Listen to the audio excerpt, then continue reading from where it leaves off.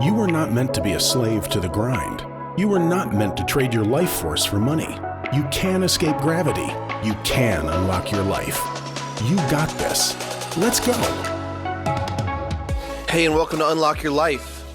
Jennings here. It's a beautiful day, and I'm glad you're joining me to work on mindset and how to break out from being a slave to the grind and not trade our time for money and waste the most precious asset that we have, which is time. So today we're going to be talking about how we are exactly where we deserve to be because of this principle. And I don't want to approach this in like a philosophical sense, more of a entrepreneurial business sense, action-oriented cause and result. But you are a sum of your choices. So what do I mean by that? Well, today my alarm went off, right? 5 a.m. And I typically will get out of bed, turn the alarm off, get in the shower, get my day going. But today, for whatever reason, I picked up the phone and I got back into bed and I scrolled on Facebook and whatever else I did for 20, 30 minutes. And I know that that's not right. That's not the way that I want to start my day, with kind of a loss, right? A time waster. I'm not controlling my day. I'm allowing the phone to control my day. And so it's a choice, right? It's a choice I made. And because of that choice, I was 40 minutes behind on what I wanted to get done. And I will accomplish 40 minutes less worth of stuff today. And maybe it doesn't matter if I only do it that one time, but the ripple effect of that could be huge. And so that little choice is pushing me to exactly the results that I got today, right? I deserve the results I got today because of the choice that I made. And I'm not trying to beat myself up or beat you up, but I'm trying to drive home the point that we do have control over a lot of choices that we make, right? I don't have time to work on a side hustle. I don't have time to build a business and get out of my job that I'm in. Well, that's because you're making the choice to do whatever it is that you're doing other than that. And maybe that's more important. And maybe that's okay. But when you start to recognize that you're in control of your choices, it really is kind of a freeing feeling to say, hey, making excuses is a choice. It's my choice. Where I am now is not where I want to be. So I'm going to have to do something different. I'm going to have to make different choices because the ripple effect of the choices that I made a day ago, a week ago, a year ago, 10 years ago are now compounding and really affecting my life in maybe not the most positive way. I want you to think about a timeline stretching out into the future. And it's just parallel, right? Or horizontal, okay? Above the timeline, you have one curve that goes way up. You got one curve that goes kind of middle of the way up. Then you got one curve that goes below the line, and then one curve that goes way down the line. So the time through the middle is our future. It's just time passing on. And that high arc, the very top, that's the best trajectory, right? That's the best vision and future that we could possibly imagine. The middle is kind of, we did really well. We didn't do the best we thought we could do or the best we could have done, but we did okay. The line below the arc below the line is, hey, we were kind of slack. We really didn't do that great of a job. And then the arc that's just going straight down is, we didn't even try. We put no effort into it. We actually regressed, and it was kind of the worst case scenario. And so those lines are constantly diverging. They're constantly getting further and further apart. And we have four futures. We have four futures that we are always approaching, right? Our best, most ideal future, our average, generic future, maybe our a little bit below average, but not terrible, and then worst case scenario. And so every action and every decision and every choice that we make is going to pull us towards that upward trajectory or pull us to the downward trajectory. And the really difficult thing about this is you don't see that compounding effect happen a lot of times for a long, long time, right? We think that success is going to be like a 45-degree angle. Like we do a little bit of work, we make a little bit of progress. We do a little bit of work, we make progress. And it's kind of a linear line from 0 to 100. And in actuality, that's not the way success works. It's all these 4 lines running concurrently, and then boom, they start to hockey stick up or hockey stick down. And that's where massive results happen, whether bad or good, quickly. So what am I talking about here? Let me think about an example. Let's say you're 20 years old and you pick up the habit of smoking cigarettes. I was a dipper, Skoal and Copenhagen, all that for about 17 years. And you're doing this day in, day out, that habit. You're making the choice to have another cigarette, have a dip, whatever. And it doesn't really hurt you in the beginning, right? It doesn't really matter all that much until, one day you wake up and you have cancer or you're losing a lung, something like that. And the other thing is those kind of habits also compound, right? Because you're a smoker, you also maybe aren't eating healthy and you're not working out and you're not exercising. And now you have cardiac issues on top of the cancer issues, on top of there's this low-lying feeling of, man, I should not be smoking. I'm kind of a loser. I'm doing what I shouldn't be doing. I know I shouldn't be doing this. And it's kind of permeating your psyche every time you smoke. And that's what was happening to me. It was like every time I dipped, I just kind of felt like a little bit of a, man, I'm not very disciplined. I can't kick this. Why am I doing this? And the compound of ripple effect of that going out into your life, how do you think that's going to affect you when you're in a crucial meeting, when you're in a juncture in your life where it really, really matters, and that confidence, that can-do winning champion, heart of a champion is just not there because you haven't kept promises to yourself. You haven't overcome adversity. You haven't put in the work, and you've made these soft choices over and over and over and over again. And when you get on that downward trajectory, there are people, and I know them in my life, you probably know them, where they're so closed off, they think that everything is a scam or there's no opportunity. They're just so set in their ways and their mindset that they will never change. That you could put them in a room with Tony Robbins for days and it just would have no effect, right? They're so far down the trajectory and so committed to their way of life that there's just kind of no hope. And it's sad, but it is kind of a fact where when you get into the same habits for long enough and they're ingrained long enough, like that downward trajectory is so strong, you can't pull out of it. But the nice thing is the upward trajectory is also just as strong.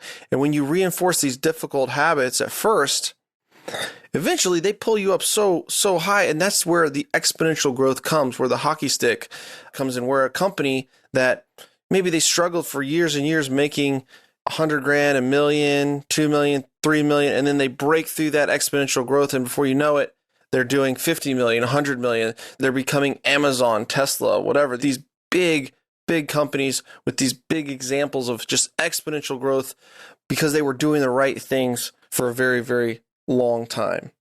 So small decisions every day lead eventually to big wins. If we stick with it, if we're able to not give up because we don't see the progress. If you go to the gym for a week or even a month and you look in the mirror, you don't look like Arnold Schwarzenegger, right? You probably don't even look any different at all. You maybe don't even look that much different after 6 months. But after a year, after 2 years, after 3 years, you have the body that you want. If you've been going consistently, if you've been eating the correct diet, it's inevitable that in, time, you are going to have that health that you desire. You're going to have that body that you want. You're going to be strong. You're going to be fit. But most people think that, man, I did this for like a week. I did it for a month. I did it for 6 months, and I'm just really not seeing the results that I want. And yet there may be just another month or two away from that exponential hockey stick growth that could be right around the corner from making those positive choices over and over and over again. So talking about making choices. I want you to think about the Olympic athlete on the podium at the Olympics, and the national anthem is playing, and there's tears streaming down their face, and they're putting the gold medal on them, and you're sitting there watching the Olympics thinking, as a kid, at least I was thinking this, maybe you were too, man, it would be really cool to win a gold medal, in the Olympics as a swimmer or as a runner or whatever sport you were into. And you think, yeah, man, that would be awesome. And we kind of we want that result, right? Or maybe you look at the guy who's driving in the Rolls Royce that has the company and all the employees, and he's got the vacation home, and you think, must be nice. I would really like to be that guy. I'd really like to have those resources and have that money at my disposal. Man, that would be fun. That'd be awesome. And yet, when you dig into what brought that person to the Olympic podium and what brought that business guy to where he is, and you look at the mountain of choices that they made, right? That Olympic athlete, they were waking up at 4 a.m. every day for years and years. They were competing. They were weighing themselves. They were measuring themselves. They were coaching. They were training. They were probably paying a coach, right? In college, they were swimming. They weren't going to parties. They weren't eating Taco Bell. They weren't pounding beers. They were watching every single workout and every single thing they ate. They were competing at the highest level, training and focusing intently on that. They might have had to sacrifice relationships. They definitely sacrificed food. They maybe even sacrificed business career or the ability to do really well in school with their grades and progress on into a master's degree. Maybe they gave that up, right? They made significant choices to get on that podium. And so when you look at that, and then you look at the business guy, and you look at, wow, he has faced the brink of bankruptcy. He's dealt with employee pressures and stresses. He's had to fire people. He's had to hire people. He's had to make payroll. He's had stomach ulcers from the stress. He's had to master his emotions, had to master his mind. He's had to take risks that he didn't want to take or she didn't want to take. And yet you see the finished product, right? And it looks amazing. It looks awesome.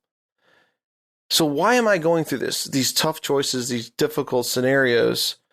Well, because I think that a lot of people, they're just kidding themselves. They look at that, they want that, or they want the idea of that. But when they really uncover what it's going to take to get there, they don't really want it. They don't really want it. They don't want to get up at 5 a.m. They don't want to stop playing video games. They don't want to stop scrolling through Instagram and start trying to create content on Instagram. They don't want to put themselves out there and try. They don't want to start a business. They don't want to work that hard. They don't want to take those risks. They don't want to plunk down their last 5-10 grand on this idea that they believe in because it might not work. They have a plan B. They have a backup plan. They don't really want it. Because when you really want it, you're willing to make those choices that are going to get you the result. I read this post the other day by Whalen, who's a Instagram kind of celebrity type dude, and he has a clothing line. But he posted something to this effect about guys complaining that their spouse didn't trust them. And you could flip it the same way. Women complaining about their husband not trusting them if you're a woman and you're the entrepreneur of the family. But not trusting them, not wanting to invest money, always checking over their shoulder, not believing in them. And he kind of flipped it around because most of these motivational type people are saying, you got to get people around you that are going to support you, that are going to believe in your dreams. And while that is true, maybe you don't deserve to be believed in. I'm going to say that again. Maybe you have not earned the right to be believed in by your spouse, by your family, by your circle of friends. And maybe they never will believe in you, and that's a different problem for a different day. But my point is, think about the people in your life, your mom, your dad, your brothers, your sisters, your spouse. They see you sleeping in. They see you partying. They see you drinking too much. They see you not putting in the work. They see you talking about venture and thing after thing that you're going to do, and you never do. And you never follow through with. Or you start and then you stop 2 months later. It didn't work because of this, and this. They see that. You can't fake that. You can't BS someone that lives with you day in, day out, right? And so, of course, they don't want you to take the last $10,000 out of the bank account and go blow it on something that you're just going to give up on again. And I know this episode might be a little bit rough, but it's the truth, guys. Because when you bring home the buffalo, is what Sean Whalen said, when you go out there and you kill and you eat, when you go out there and you put in the work and you make the choices and have the discipline to create the result that you want, you know what? Your wife doesn't seem too worried. 4 years ago, I told my wife I was going to start getting into multifamily. And she was like, okay, whatever. She knows a hard worker. And I had bought a rental home or two, and then I got a 12 unit. She was okay with that. But then I tried to close a 63 unit deal, and it was like, $4 or $5 million deal. Big loan, personally guaranteed by me, raise $1 million+ from friends and family. If this thing did not work, it would be bad. I'm losing my house. Reputation tarnished. And she was scared. She was mad. She really didn't like it. Because I didn't have a really, really solid track record. I had a track record of doing what I said I was going to do. But I was definitely on shaky ground there. Fast forward now, we have over 1,000 doors that we've closed, 60-something million dollars in real estate purchased. She doesn't care if I'm taking down another deal. She doesn't even ask, right? If I want to spend money on a vacation, or I want to buy a Ferrari, or whatever it is, which I don't have to ask her permission. She doesn't care because she knows she's in good hands, and I've kept these promises to her over and over. And guys, I'll tell you, it's a pretty cool feeling to have your wife trust you like that and to know that you're going to bring home the buffalo. You're going to deliver. So if you're getting some pushback and feedback like this from your wife or friends or family or husband, before you're quick to say, well, they're just haters and they don't believe in me and they don't understand, look inward, Is there a reason why they're saying that? What's your track record? What have your choices been? Where you are right now, who's to blame for that? Who is to blame for where you are exactly right now? What choices led you there and whose choices were they? And so when we totally accept that, we totally understand that and embrace that, even in the kind of icky feeling that it can give us, it gives us power too. Because that's the point where we realize, hey, these choices are mine. If I want to change, it starts right here. If I say I'm going to get up at 5 a.m., then I'm going to get up at 5 a.m. If I say I'm going to learn how to do this new skill, I'm going to learn how to do it. If I'm going to close a deal, I'm going to close the deal. I'm going to quit my job, I'm going to quit my job. If I'm going to start a business, I'm going to start a business. I'm going to put in the work, put in the discipline, and I'm not going to stop until those choices are there. And guys, there's a whole lot more to that, because there's definitely a level of commitment that you need, wanting it and understanding, do I even want this? But if you do want it, you still have to put in some practical gates with accountability, right? Environment, accountability partners. Because if you have an idea and you want to do it, there's about a 10% chance that you're going to actually do it. If you write the goal down, your chances are going to increase to about 20%. If you tell other people about it, your chances are going to jump up to 45%. But if you have an idea, You verbalize the idea. You write it down. You tell people about it. You develop a plan around it, an action step, and you have an accountability partner, and you have a scheduled meeting review time, and you're going over it week in, week out. You have a 95% chance of achieving that goal. Think about that. Think about every idea or goal you've ever had. What if you could create a 95% chance of achieving that goal? Do you even think that's possible? I'm here to tell you that it is, but it starts with our choices. So that's what I got for you guys today. Appreciate you. If you're enjoying the show, drop me a 5-star review. That's a really cool way to help me. I read all those reviews. They mean a lot. Share with your friends. Next week, we're going to be talking about how do the wealthy actually get wealthy?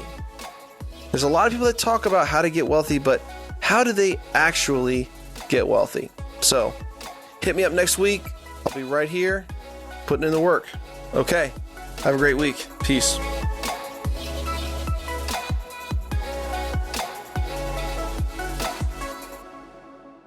This is thepodcastfactory.com.